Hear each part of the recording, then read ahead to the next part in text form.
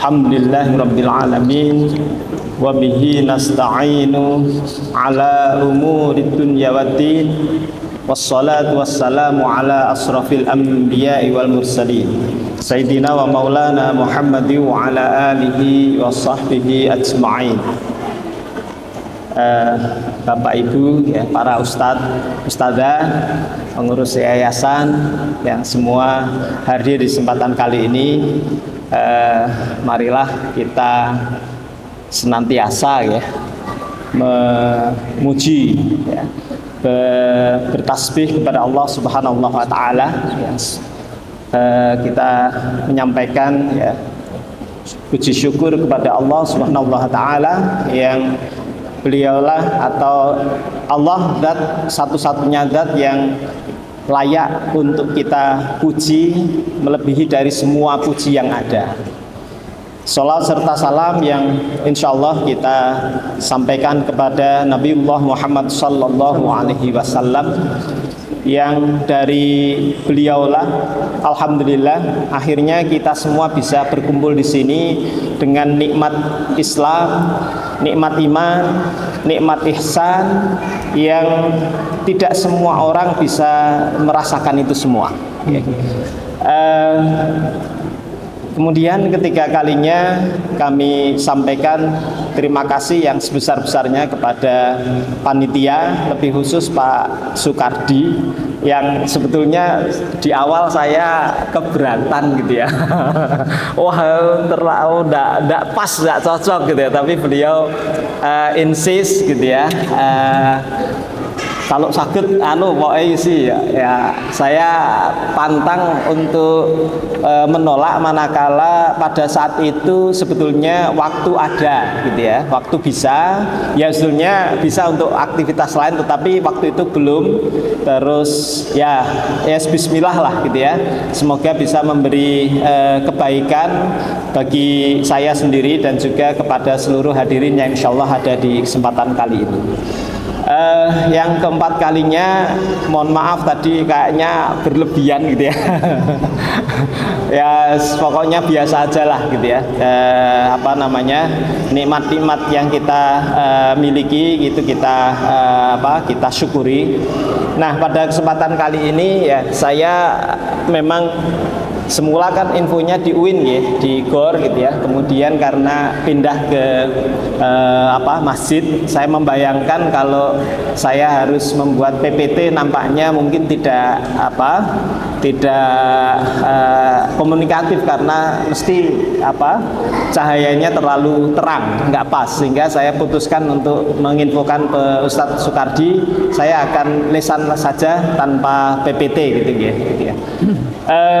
Bapak dan Ibu yang insyaallah dirahmati Allah, waktunya berapa lama?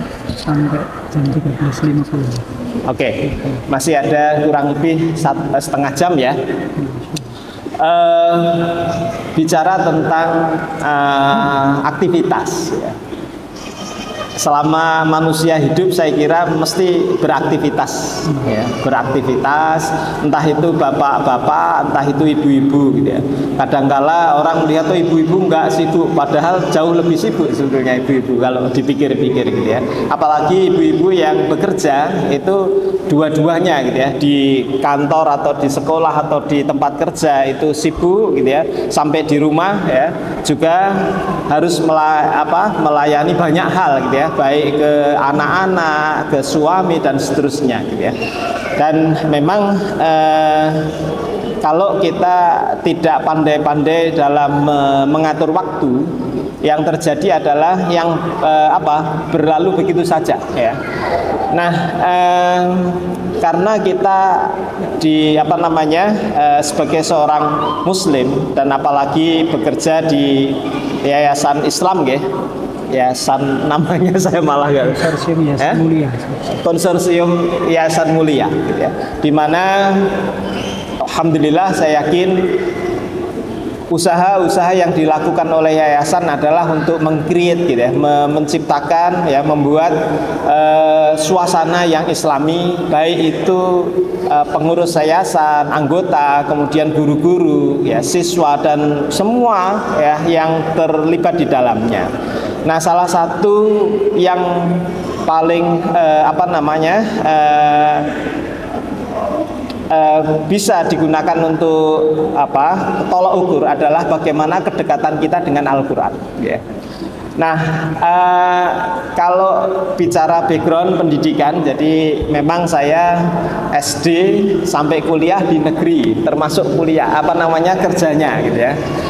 Namun di sela-sela itu waktu saya dari Jepara, gitu ya, di mana di sana banyak sekali pondok pesantren dan juga sekolah madrasah lah ya.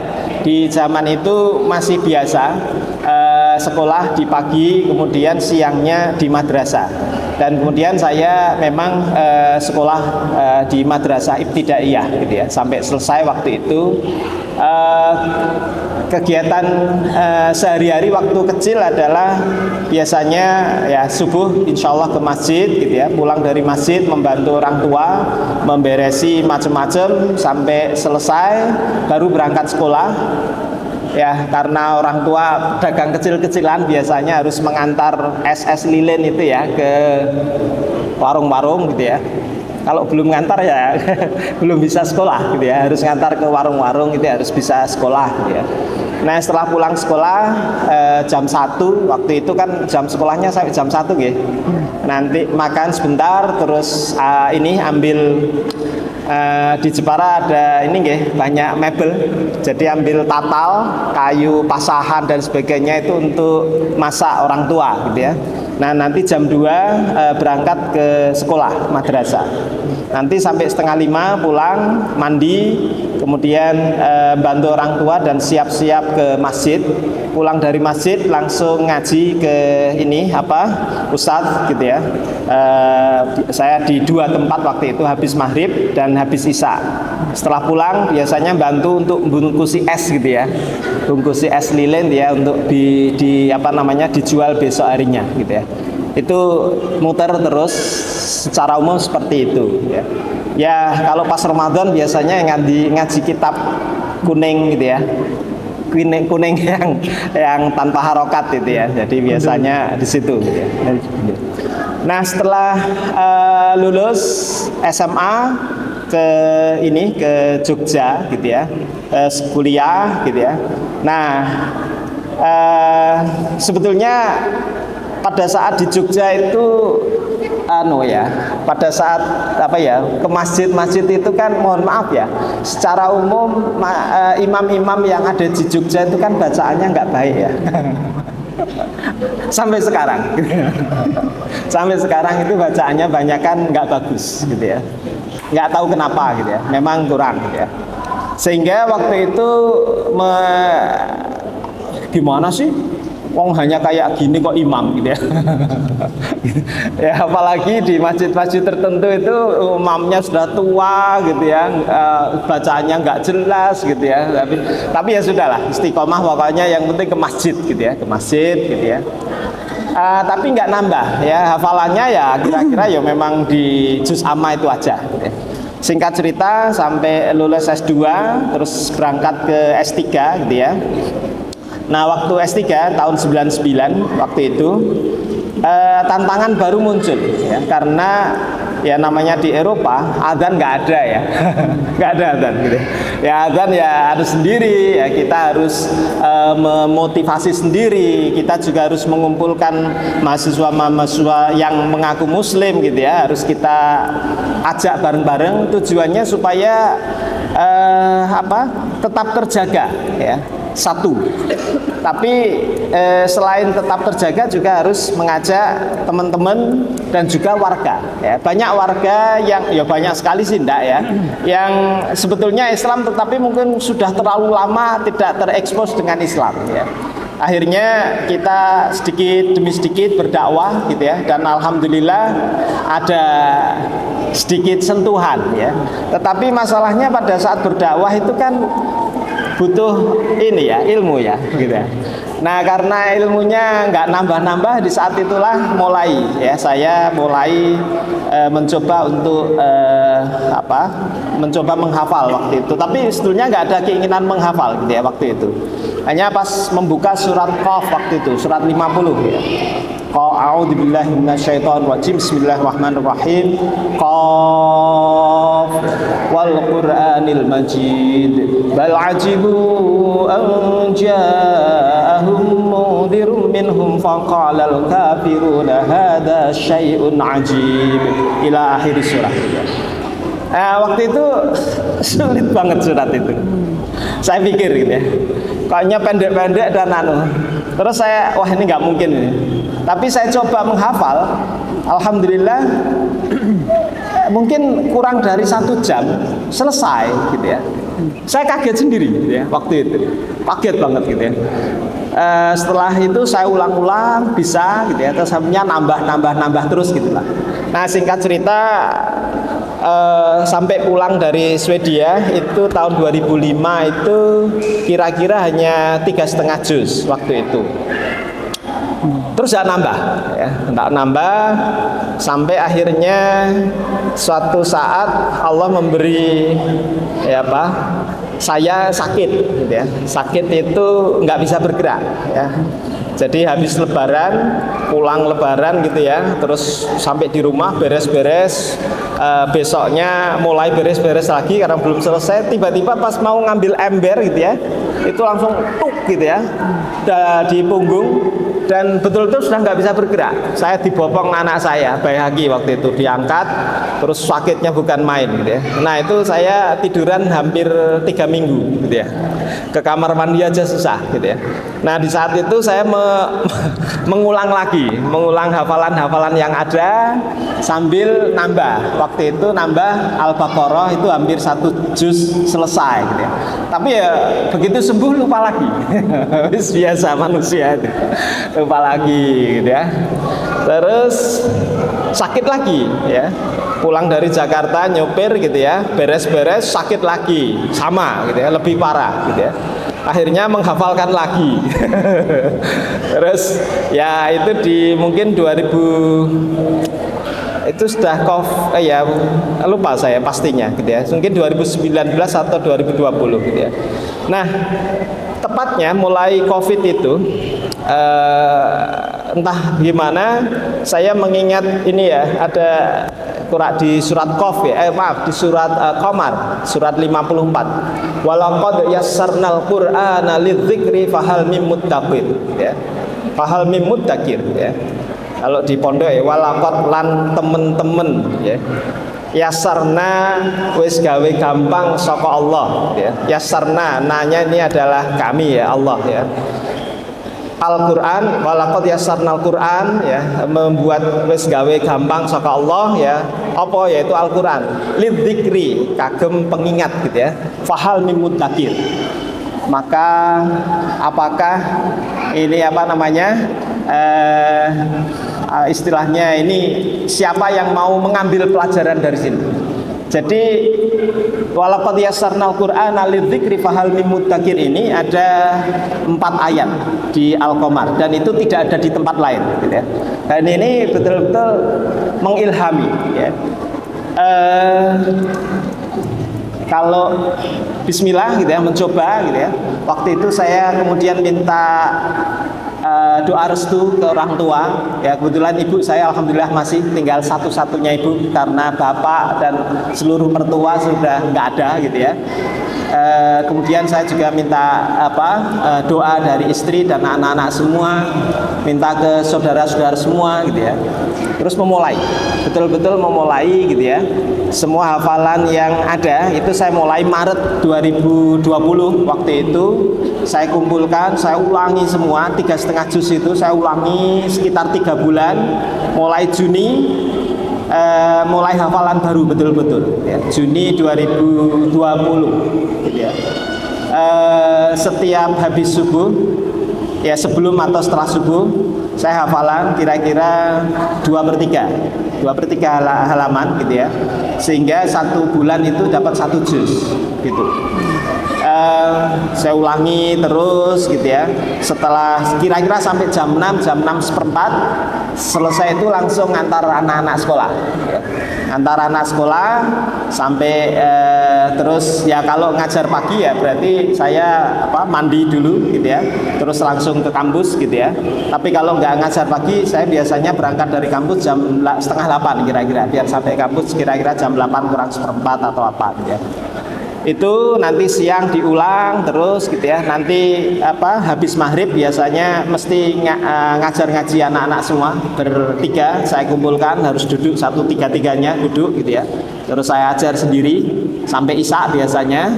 Nah habis isya saya makan terus murajaah lagi yang kira-kira jadi hafalan baru itu 2/3 halaman di subuh ya toh, habis subuh terus mengulang setengah juz yang hafalan baru itu di subuh itu, habis subuh sampai jam 6 itu.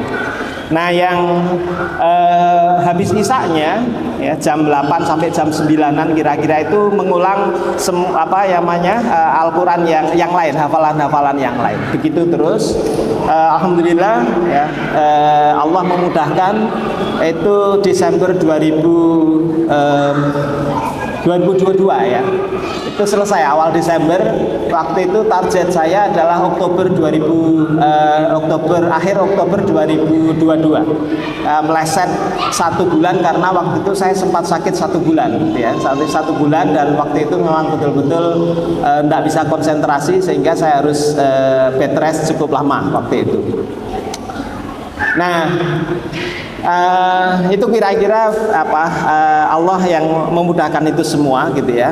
Tetapi memang modal awal itu yang pertama adalah kita minta sungguh-sungguh berijtihad, sungguh-sungguh kepada Allah gitu ya, untuk diberi kemudahan.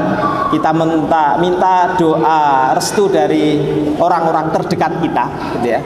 Kemudian kita juga istiqomah ya.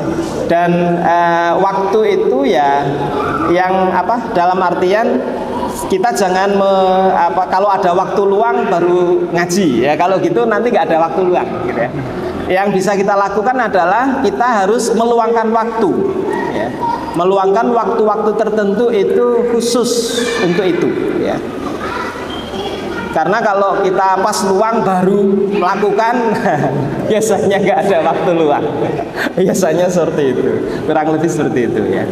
Nah untuk pas di kantor ya memang pekerjaan kantor ya, kalau pas agak sela sedikit gitu ya biasanya melihat sedikit-sedikit gitu ya. Terutama kalau pas zuhur gitu ya masih ada sela sebentar, saya biasanya melakukan ini.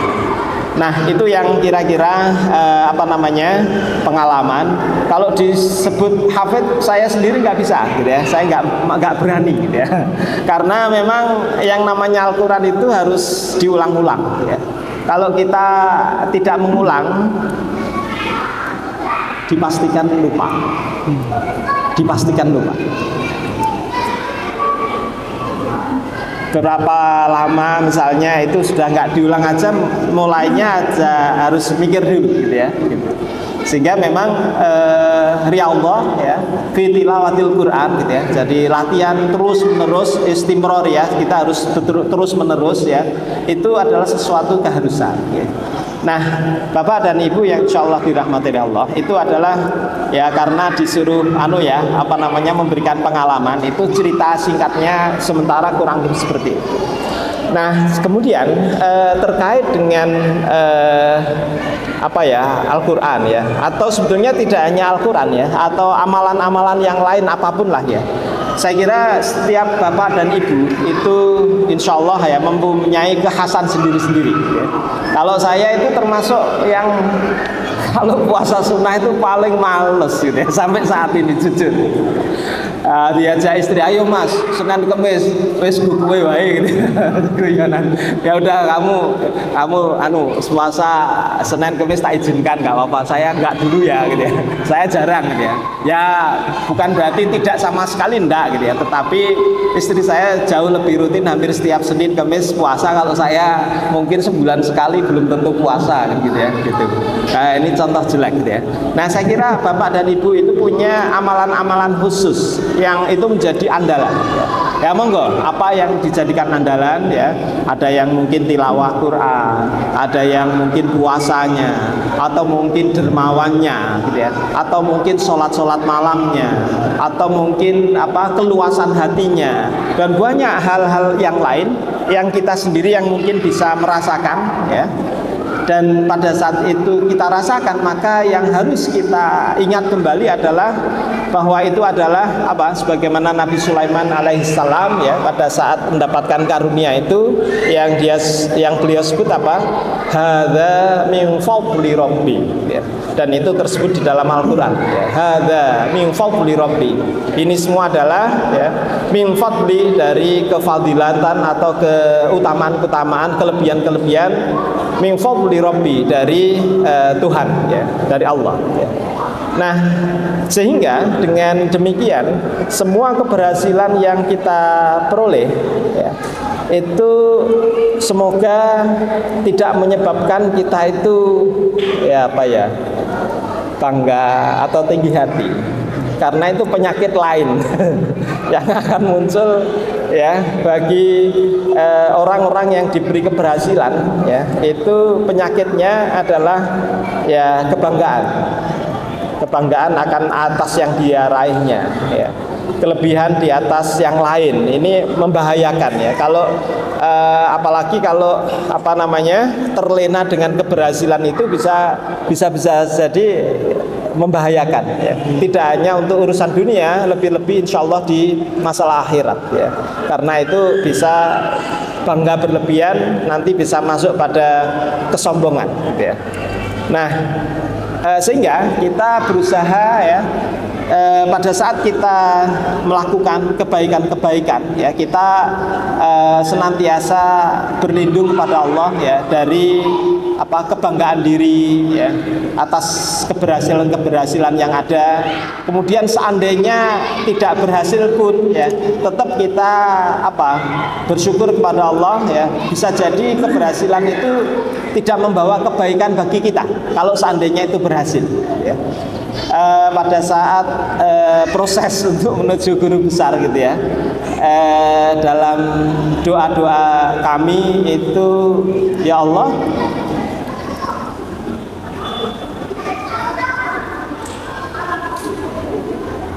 seandainya untuk meraih guru besar itu adalah keburukan untuk di dunia, apalagi di akhirat, maka jauhkanlah ya Allah, jauhkanlah itu semua. Tapi kalau seandainya itu kebaikan untuk dakwah, kebaikan untuk akhirat, maka dekatkanlah ya Allah.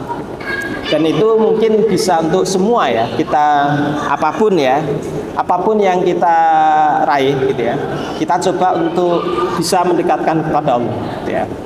Karena apa? Kalau enggak ya itu tadi yang kita lihat ya, banyak orang yang dengan keberhasilannya itu akhirnya yang terjadi adalah ketidakbaikan sebetulnya.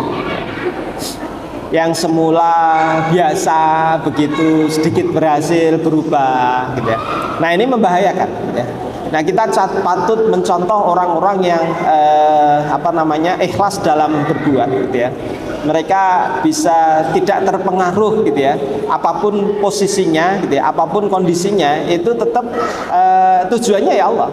Tujuannya adalah ya akhiratnya gitu ya. Dunianya adalah ya udah sampingan-sampingan aja lah gitu ya. Tetapi memang dalam keseharian itu ya namanya manusia ya, godaannya kan terus menerus ya. Terus ya namanya setan itu kan lauyan nagum ya, yaitu di surat Al-Hijr itu ya. Perlu saya ceknya dulu.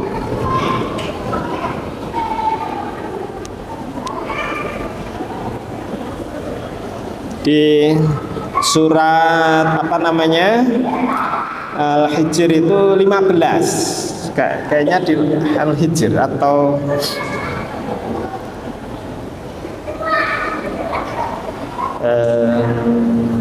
salah nggak ya?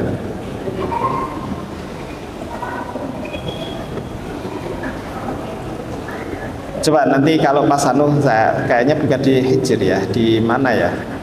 Ibrahim mungkin. Ya ada. Di situ intinya pada saat perbincangan Allah dengan iblis ya. Jadi pada saat iblis itu disuruh ya, malaikat dan iblis ya disuruh untuk sujud ya, tunduk kepada Adam. Kemudian kan semua sujud ya kecuali iblis. Dan kemudian setelah itu iblis ditanya oleh Allah, kok kamu itu nggak mau sujud gitu ya. Kemudian intinya iblis itu bilang kalau ya gimana mau sujud gitu ya, kalau saya kan lebih hebat ya, lebih tinggi stratanya ya, lebih tinggi stratanya, dan kemudian nggak mau gitu ya. Terus setelah itu dia ingin, nah ini yang tidak diizinkan oleh Allah. Dia ingin, iblis ini pintar gitu ya, ila yaumi yub'atsun. Jadi ingin dimatikan sampai hari pembangkitan. Nah, dimatikan hari pembangkitan kan artinya nggak pernah mati kan? Langsung udah bangkit kan gitu ya. Jadi nggak pernah mati. Tapi enggak. Kemudian Allah memberikan sampai mungdarin ya. Jadi orang yang terakhir ya, kelompok-kelompok yang terakhir gitu ya. Nah, setelah itu disebutkan karena manusia ini, gara-gara manusia ini menyebabkan aku seperti ini gitu ya, maka iblis ini bersumpah ya untuk senantiasa membuat hal-hal yang buruk itu menjadi nampak indah. Itu dijelaskan di surat apa Mas? Al-Hijr ya. Al-Hijr 39 ya, dah tak bacakan di sini. Qala rabbi bima aghwaytani la'uzayyinanna lahum fil ardi wa la'uwiyannahum ajma'in ya.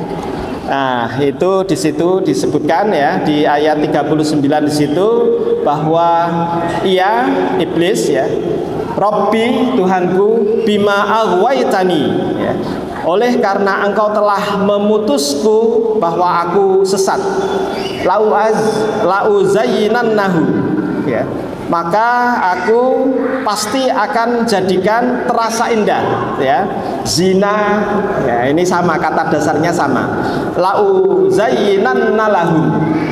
Jadi akan terasa indah lahum, bagi siapa? Bagi orang-orang ya, fil ardi ya, di bumi ini ya, wala'uwiyannahum ajma'in, dan akan aku sesatkan, wala'uwiyannahum ajma'in, dan akan aku sesatkan semua, illa kecuali ya, yaitu illa ibadakal mukhlasin, illa ibadaka minhumul mukhlasin ya, yaitu kecuali orang-orang yang ikhlas dalam berbuat gitu ya. Nah, inilah ya, hal yang sangat penting bagi kita untuk memahami bahwa kita harus ikhlas dengan apapun yang terjadi ya, karena kita itu kalau pas dapat enak itu biasanya gampang ikhlas tapi kalau pas dapat yang nggak enak-enak mesti nggak gampang ikhlas gitu ya, malah meronta-ronta atau malah dalam kondisi yang paling jelek adalah menyalahkan Allah, mencalahkan takdir Allah gitu ya. Jangan sampai seperti itu ya, jangan sampai kita tidak ada bedanya dengan orang-orang yang tidak beriman. Kita harus bisa bersyukur ya dalam kondisi apapun gitu ya. Wafillah wa ahmadillah, Bapak Ibu, Ustadz Ustadzah semua yang insya Allah dirahmati oleh Allah ya. Nah, kembali ke ini ya, dalam bagaimana kita bisa berdekat dengan Al-Quran ya dalam kondisi apapun ya. Sekarang ini kan alhamdulillah jauh lebih mudah ya. Salah satunya kita punya Al-Quran di dalam HP kita ini ya. Kita punya Al-Quran di dalam hati kita. Walaupun memang kalau membaca Al-Quran di dalam HP ini, kalau saya sendiri nggak begitu nyaman gitu ya. Kalau masih bisa pakai Al-Quran yang kertas, lebih nyaman pakai Al-Quran yang kertas. Tetapi dalam kondisi-kondisi tertentu ya, apalagi ya dalam kondisi yang seperti ini ya, di mana kadang orang yang ingin bisa berislam lebih bagus gitu ya, belum tentu disenangi orang di sekitar kita gitu ya. Sehingga membawa Al-Quran, membaca Al-Quran itu belum tentu baik bagi kita gitu ya. Walaupun itu sebetulnya sah-sah saja, sebagaimana membawa komik gitu ya, buku-buku yang lain itu kan membaca dimanapun juga nggak ada masalah gitu ya. Tetapi dalam kondisi-kondisi tertentu itu juga bisa misalnya kita bepergian gitu ya. Kalau nggak bawa Al-Quran itu kan kalau bawa Al-Quran itu kadangkala kalau misalnya ke toilet atau apa itu kan juga tidak mudah ya. Walaupun saya kalau bepergian juga hampir selalu bawa Al-Quran ya. Kalau ke toilet ya tak letakkan, tidak tak bawa gitu ya. Ya paling ya nggak ada yang nyuri gitu ya. Kalau ada yang nyuri alhamdulillah biar dipakai kan gitu ya. Nah, kita bisa membaca ya di sela-sela waktu. Pasti ada lah gitu ya. Waktu-waktu yang sela itu kita gunakan. Lumayan ya. 2-3 menit itu bisa dapat 1 halaman, 2 halaman, itu sudah lumayan gitu ya. Kalau di total gitu ya, 1 juz itu ya tidak sulit gitu ya. Karena misalnya ada sela waktu 5 menit saja gitu ya. Sambil daripada ngopo kan hanya bisa membaca itu. Mungkin sudah dapat 2 halaman gitu ya. Nah, atau misalnya habis sholat gitu ya, habis sholat tinggal aja 5 menit gitu ya, baca 2 halaman gitu ya, udah bisa ya. Sehingga 1 juz itu semestinya tidak sesuatu yang sulit gitu ya. Apalagi bagi yang mungkin membacanya sudah relatif lancar, maka insya Allah nggak ada masalah. Tapi bagi yang membacanya masih agak berat ya memang harus perjuangan gitu ya. Tapi nggak apa-apa karena pahalanya 2. Keseriusannya di dalam itu ya, dan keseriusan dan pahala dari membacanya itu gitu ya. Nah, kalau yang sudah lancar kan pahalanya dari jumlah yang dibaca lebih banyak gitu ya. Karena dari setiap hurufnya itu nanti adalah 10 kebaikan kan gitu ya. Saya kira mungkin itu dulu ya. Mungkin lebih banyak tanya jawabnya atau gimana? Ya. Atau jadi kira-kira itu. Jadi sela-sela waktu itu banyak bisa dimanfaatkan dan kita bisa menggunakan HP kita untuk yang emergensi. Kalau di rumah ya lebih baik pakai Al-Quran ya, lebih nyaman gitu ya, lebih enak gitu ya, dan lebih menggigit istilahnya gitu.